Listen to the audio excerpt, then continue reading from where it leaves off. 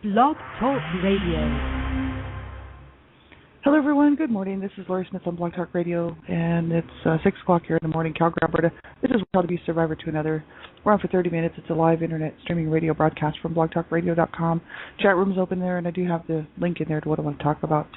And we're looking at Robert Burney's webpages, Joy to Me and You, looking at the grieving process as part of the inner child healing work, right? So Robert Burney's got some great stuff there. I hope everybody will check it out, www.joy2meu, joy, the number 2, meu.com. And Robert Burney, he's a codependence therapist. He's a grief counselor. He is an author. He's written a book called Codependence, The Dance of Wounded Souls, and he's a spiritual teacher. And what he's written here is some of it's pretty deep and pretty spiritual, and takes some time to sort of digest and look at. But I'm just kind of going through the work on the grieving part of for the inner child healing work, and that's what we're looking at. So thanks everybody for tuning in. I appreciate it. I'm not a counselor. I'm not a therapist. I'm just a private citizen paying to do my shows here on Blog Talk Radio. I started doing them November 2009. Just as I saw the Blog Talk Radio format, listening to another show, and I thought, hey, this is great.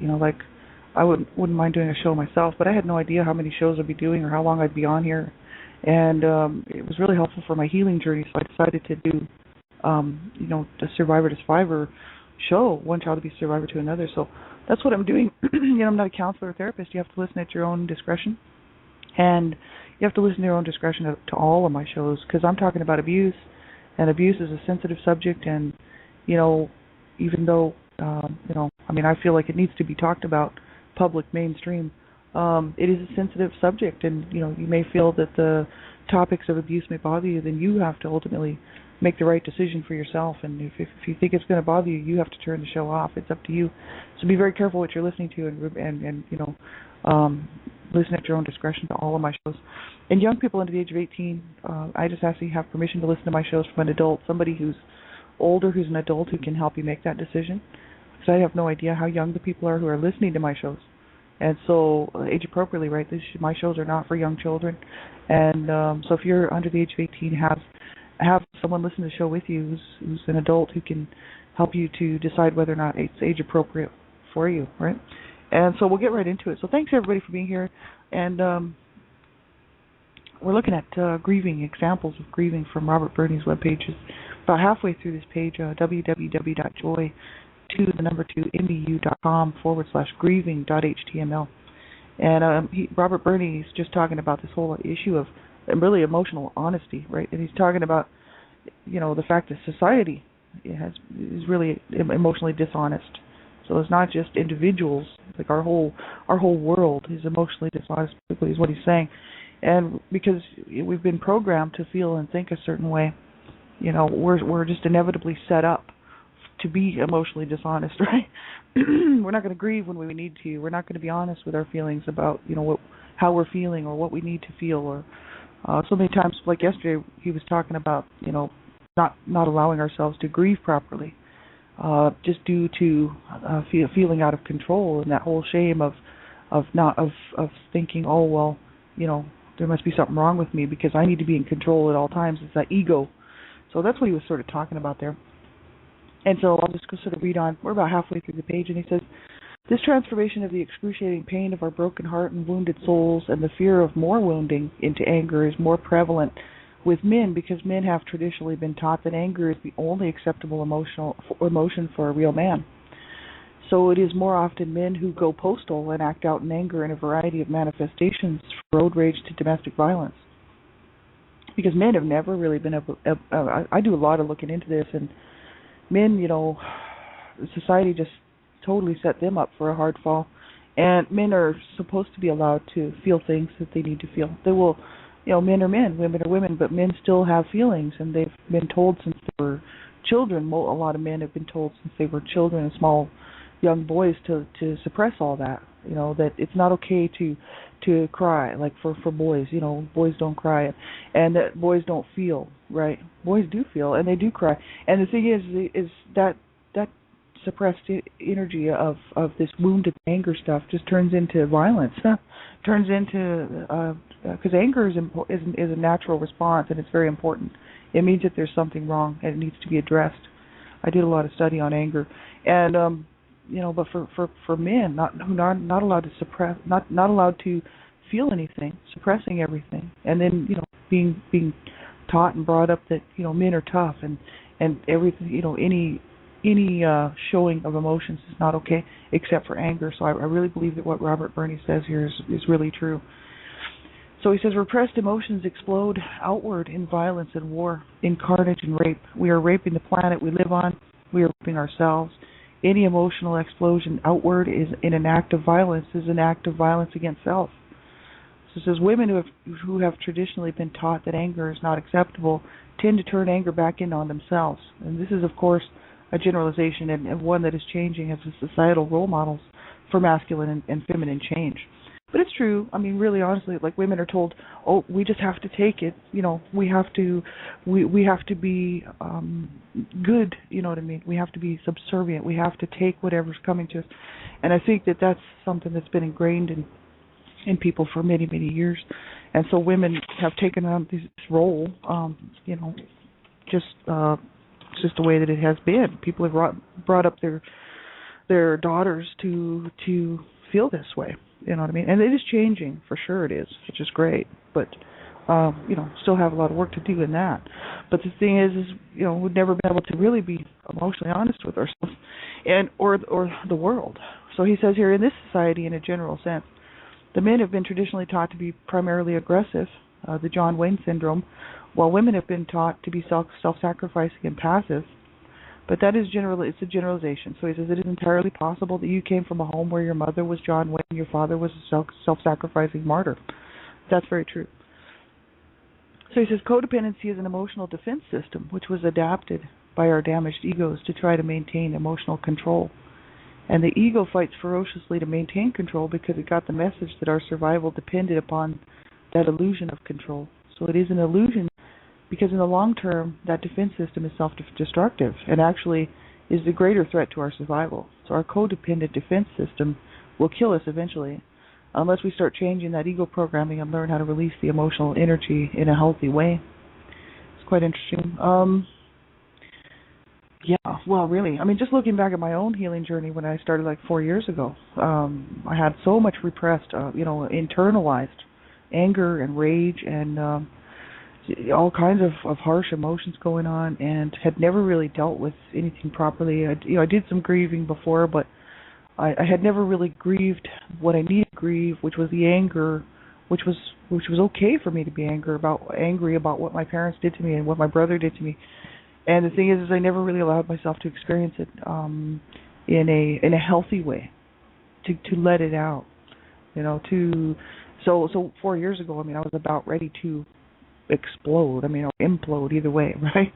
And I was like, I don't want to hurt people, I don't want to hurt myself, but how am I going to deal with this, And so that emotional energy had to go somewhere, right? And it was harsh, and it was hard to. I know that I'm not alone in this, you know what I mean? I know there's people out there who must feel the same way, He says repressed emotions explode inward to cause the system to become dysfunctional.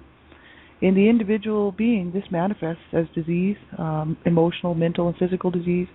In larger systems and families and societies, that dysfunction manifests as child abuse and incest, as crime and poverty, homelessness, and pollution. And, it's kind of interesting that he says that, because, I look back at my situation and I think about the situation that I grew up in, and, I think, well, why would my brother choose to sexually abuse me? Why would my brother do that to me? I love my brother, and like I was 8 years old, and like I was just like, why? In my mind, I could not figure it out. And thinking about it now as an adult and what I know from doing the research and the work that I've been doing, to think about the sexual abuse that was going on in my home, and the child abuse, all the different, the physical abuse, verbal, emotional, psychological abuse, that damage affected us all. It wasn't just me. I was the youngest of 7 children. And so my older siblings, my brother, the one that actually did choose to rape me and sodomize me, he was abused by my dad horrifically. He's the one that actually was brought into the nurse's office at school and told the nurses, they checked him out and everything. He was all beaten up, and he told the nurses that he was afraid to go home. That he was afraid of my dad, and so my dad, of course, the authorities got involved, and social workers, and my parents had to go to court, and they were brought up on charges. So he was the one that got my dad in trouble. See, so my dad had it in for him, big time. So after the social workers stopped coming around, he really had it in for him. And he used to beat on him every chance he got. And I believe that I actually witnessed him sexually abusing him and sodomizing him because I walked in on a scene that I never should have walked in on, that never should have happened. But anyway, so I think that is exactly what happened to my brother. Is all of that, the abuse that he suffered, the emotional abuse, psychological abuse, the sexual abuse, the physical abuse, it really exploded and imploded on me because my brother chose to sexually abuse me. So this is what I think Robert Burney is kind of talking about, is that eventually it will hurt somebody. That was just a choice my brother made, and he made the wrong choice. But the thing is,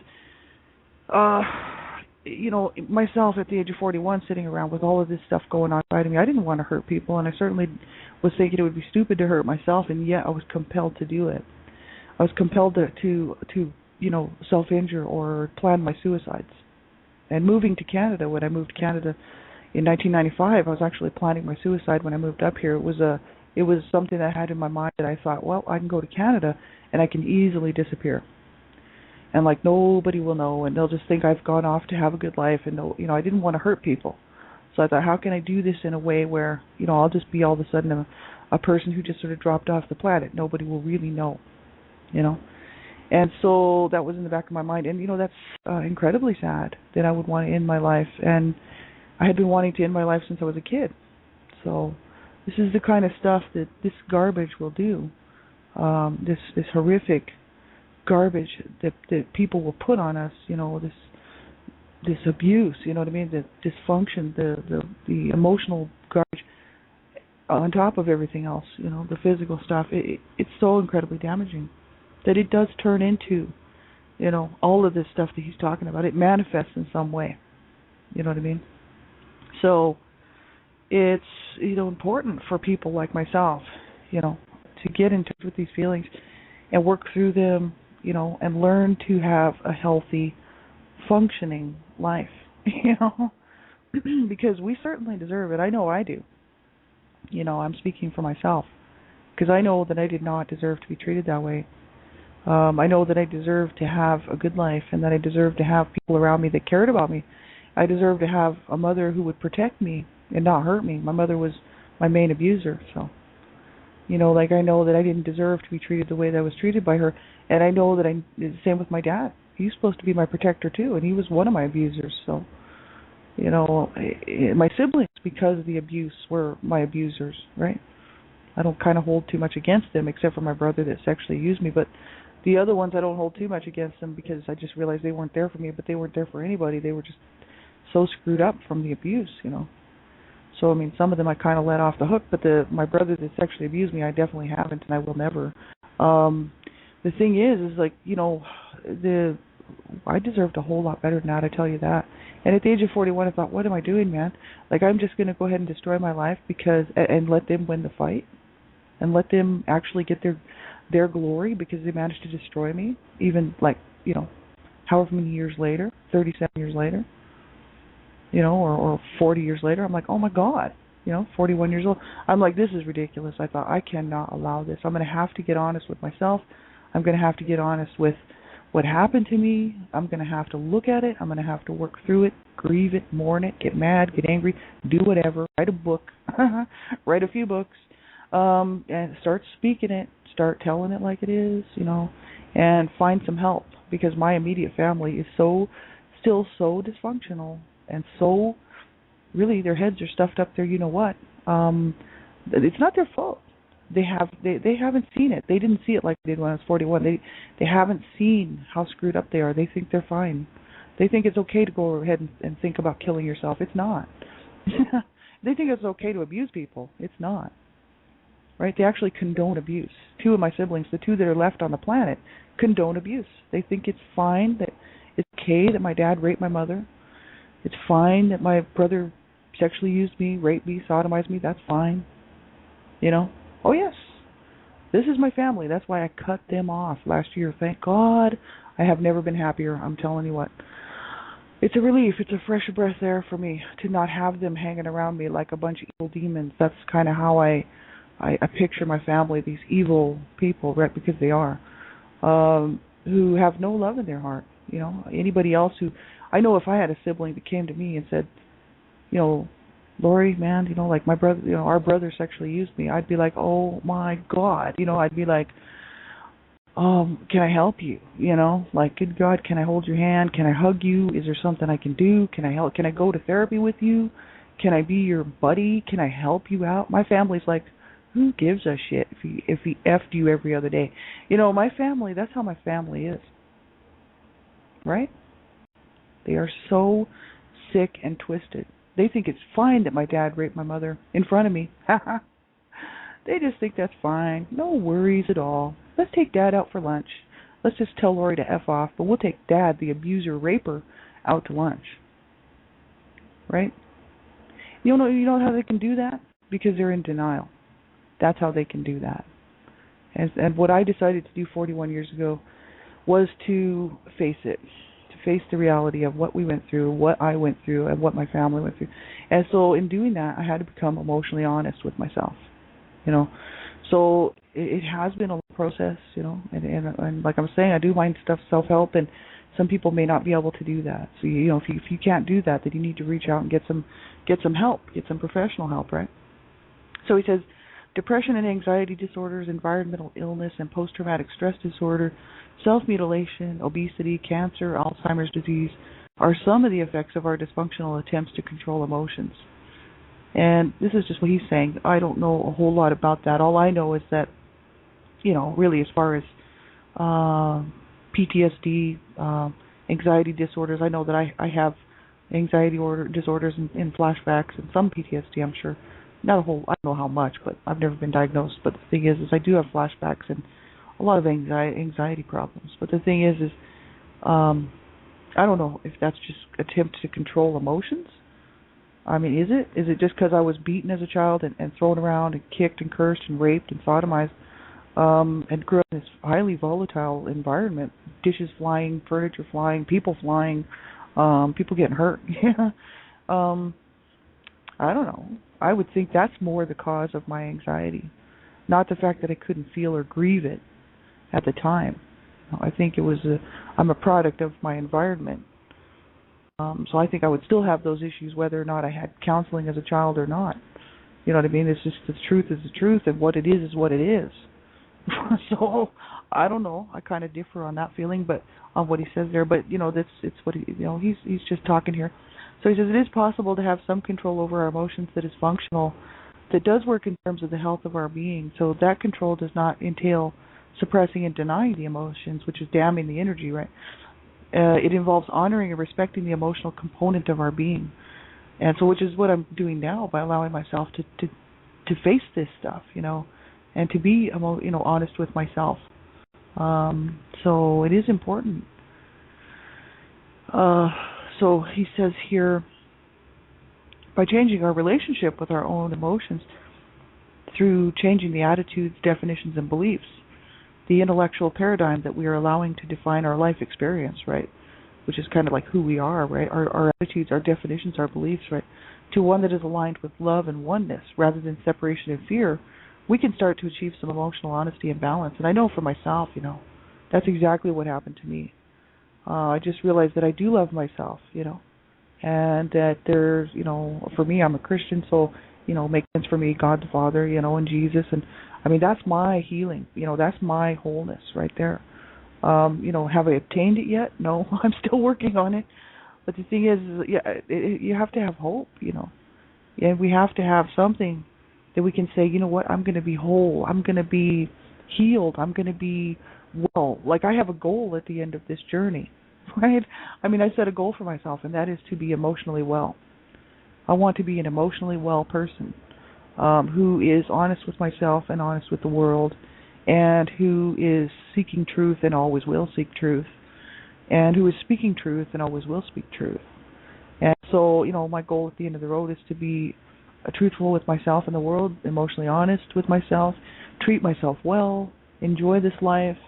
I have a plan to, at the end of the road here, to find wholeness, a complete wholeness, at one with myself and with this and with the universe and with this eternal life that I believe that I've been given. Right? And so, it's a journey, and I've come so far. I have come so far. I'm telling you, in 4 years, from coming from this black darkness of evil stuff that had been given to me as a child.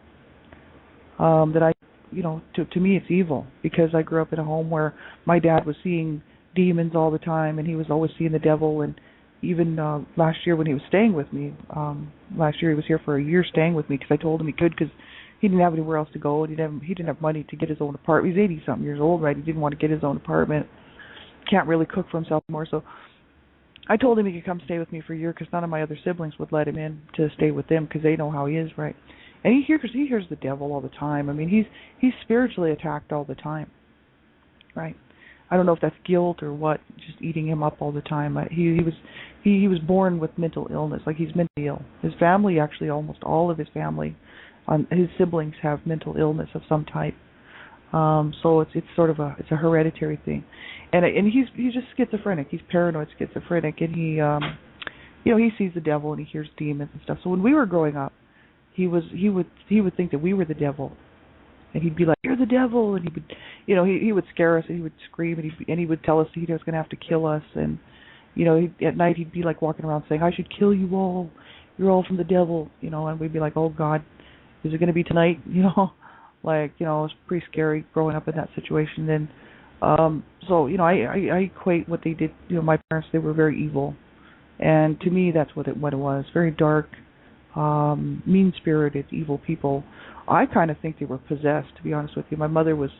I actually had a vision of my mom's head turning around like one time, because she was so evil. It wasn't even funny. You want to talk about evil? Of course, all the neighbors thought she was great. Right? She'd come over and have coffee, and she'd make cookies or a cake and take over some cake and cookies and go have coffee with them, and then she'd come home and beat the shit out of me. She'd bash me around, throw me into walls, curse me, you're a goddamn whore, and hitting me and burning me, and then she'd go back to the neighbors and have a coffee and sit there and laugh and joke around and play cards. And then she'd come home and start the same old shit with me again. And this is how I grew up. So all the neighbors just loved her. And they didn't care if I was bruised and beaten and battered. They really didn't care. They just thought I was some sort of an idiot kid that needed that kind of treatment, right? And they used to encourage it. Some of my siblings would encourage my mother to do that. My older siblings. Some of them would try to save me. I had a couple of siblings who would try to save me. Two of my brothers, not Rob, but Howard and Chess, would try to save me from my mother. But two of my siblings, Irene and my sister Kathy, would encourage my mother to treat me badly, right? My two sisters. So isn't that just a loving picture? You know what I mean? But the issue is they were evil, every single one of them. And, you don't do that to people, and you don't do that to a child, and I don't care. What do you have in your heart if you could do that to somebody? And I can kind of understand my siblings doing it, because I did that to them when I got older. When I got older, I used to get, because my sister was always getting me in trouble, which used to land me some serious beatings. And so my mom would spill my blood. She would draw blood. She would beat me until I was bloody, right? And so, she would beat me until she had her fill and her satisfaction that she had hurt me enough that I was wounded. It wasn't good enough just to slap me around. Like, she had to literally see that there was some damage there, right? She was trying to kill me is what she was doing. The thing is, my sister would always get me in trouble. And so I started to do the same thing to her when she got older. And anytime I knew that she was doing something that I knew my mom would be mad about, I'd go and I'd narc on her, right in front of her too. I'd be like, well, Kathy's doing this or Kathy's doing that. And then my mom would, of course, come down on my sister. But my mom would never beat up my sister like she did me. She might slap her on the face. I saw my mom slap my sister around quite a bit, like slap her in the face and stuff like that, call her names. She never spit on her, I don't think. But she wouldn't beat on her like she did me, So treated her a little differently for sure. And so, siblings, I can kind of see siblings do that sort of thing. But the thing is my parents, man, we want to talk about evil. Two of the most evil people I can conceive, Because honestly, I mean, who could do this to their children? Who could do this to their family? Lots of people. Lots of people. Obviously, look how many survivors there are out here. It makes me sick to my stomach to think that people can do this type of thing, have this kind of hatred in their heart, you know, and then blame it on the fact that they were abused as a child. It's like, great. So he says the first step in changing our relationship with our emotions is to recognize and admit that we are not in control of this life business. So we are powerless to control life out of our ego, right? Because we can't control much. The only thing I realized that the only thing I could control was what I put in my body, because it's my choice to eat, you know. It's my choice to do whatever I'm doing to my body, to eat and smoke or whatever I'm doing. So that's my choice, that kind of thing. You know what I mean? Like what I put in my body.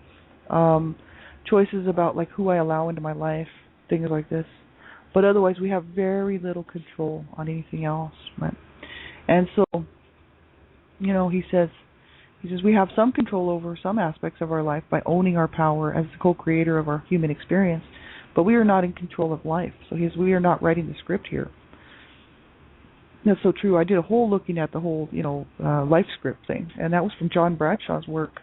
I'd love to get a hold of his book, Healing the Shame That Binds You. As a matter of fact, I do plan on getting a hold of that book, and I'm going to try to buy a used copy somewhere for real cheap, because that's got to be a really good book. I've seen so many write-ups on that, John Bradshaw's book, Healing the Shame That Binds You. He does a whole lot of talking about life scripts and what, you know, the different type of life scripts that people are it's just dysfunctional stuff that we're meant to play out for the rest of our lives, that we don't have to. We can tear up that old life script, you know.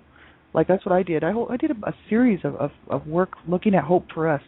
Hope for Us is a survivor, and she's got a whole bunch of web pages on her website, and it's Hope, the number 4, Hope4Survivors.com. I believe that's what it is, and her name is Hope for Us, and that was a great website. Lots of inner child stuff there too. That's where I really started my healing journey for my inner child stuff, which was about, I would say, 6 months ago. You know, so if you go back through my shows, what I should do is label my shows. I really should go back, and I actually was in it for a while, and I got busy. I got extremely busy, which I am really busy. The only time I actually get to sit down really and relax is actually this half hour when I get to sit here and talk to you guys and talk about all this stuff.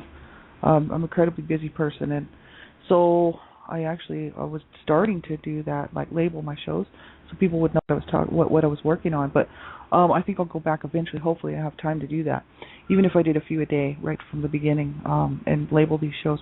But I did a whole bunch of stuff looking at Hope for Survivors, Hope for Us web pages, looking at that whole life script thing from John Bradshaw's book, because that's what she had done. She had looked at his book and read it, and then came up with a whole bunch of web pages on it dealing with inner child healing. And so this is very important to realize that we don't have to play out those dysfunctional life scripts that were created for us. We can definitely create our own life script, which is what I'm doing right now. And, you know, 4 years ago when I started my healing journey is when I started to create my own life script, right? I don't have to live out that dysfunctional garbage anymore. But I do need to learn how to heal and help myself so I can have a good life script, right? So this is the thing, and we're not in control of everything, that's for sure. We can't control much, but we can control how we treat ourselves and how we treat other people, you know, and how and we can be honest with ourselves. We can get help. There's all kinds of stuff that we can do, right? So yeah, make sure you do reach out. You know, if you're having a hard time and you can't cope, we're going to finish looking at the rest of this tomorrow, hopefully, and maybe the next day, so Thursday, Friday. So thanks for being here. I really appreciate everybody who's tuning in live and tuning into the archive. And you know, if you can't cope, you know, make sure you do call a crisis line. But whatever you do, don't ever give up. You know, like, I mean, we have to keep going. We have to keep, you know, there's going to be bad days. Everybody has bad days. You know, a lot of times survivors think they're the only ones that have bad days, and they think, oh well, nobody else could have a bad day. And it's like, no, people have bad days all around the planet. It doesn't necessarily mean that they have been abused. You know what I mean? Life will throw people some heavy duty stuff. So we as survivors, right, of child abuse, well, we have to make sure that we really are extra careful to get help, because, you know, we're going to have some bad days, right? So make sure you reach out. You know, if you're doing self-help, reach out to some other survivors. Reach out to me. Reach out to somebody. If you can't find somebody on a telephone because you need to talk to somebody, then you phone a crisis line anonymously. There's all kinds of crisis lines out there. online. You just look around, you know. But you make sure that you reach out and you not ever give up, right? Have a great day, everybody, and we'll talk to you tomorrow. Bye-bye.